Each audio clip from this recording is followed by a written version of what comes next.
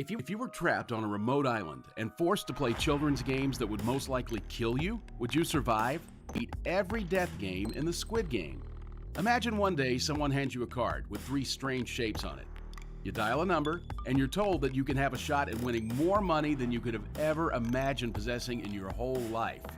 But the catch is that it comes at the cost of many lives, maybe even yours. You don't know. Netflix's Squid Game is a Korean TV show that makes every other game show look like child's play. The show's fictional world shows us the lives of debt-ridden, desperate South Koreans who are lured into a deserted island to play a bunch of kids' games for prize money of $40 million. Win, and you move on to the next level. Lose, and you are executed on the spot. So the question is, if you want to play the Squid Game, would you survive? The key to survival in a game like this might seem impossible to find, but it really isn't all that hard. Well, no worries. Today we'll be talking about 5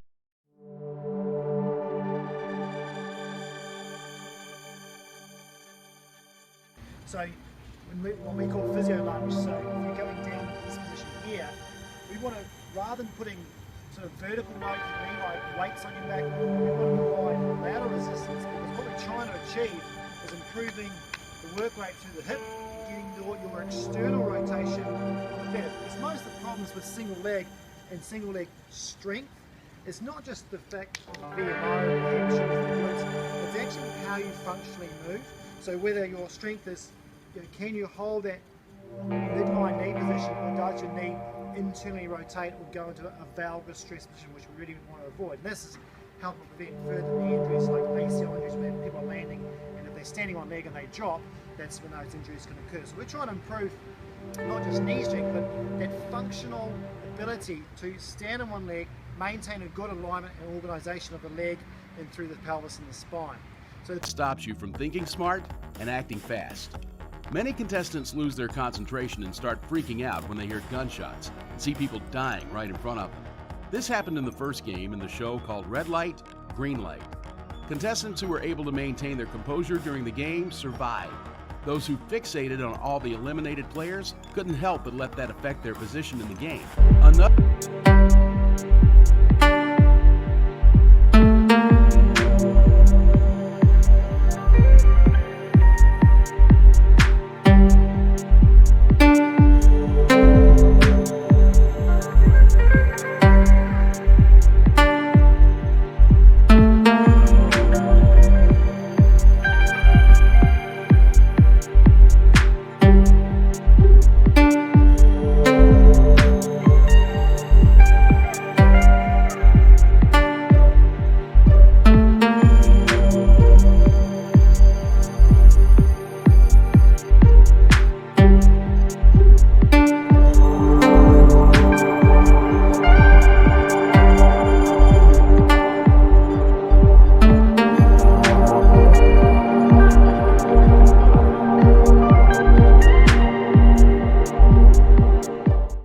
Is called Red Light, Green Light, a simple child's game played by many. The rules are very simple. The group of participants is located at a distance of about 20 to 30 meters from the presenter, who stands with his back to the rest. While the host sings, red light, green light, 1, 2, 3, players can move. But as soon as the host stops singing and turns, all other players must freeze in place. If the host notices someone moving, that player is eliminated. Whoever first reaches the presenter wins. Here,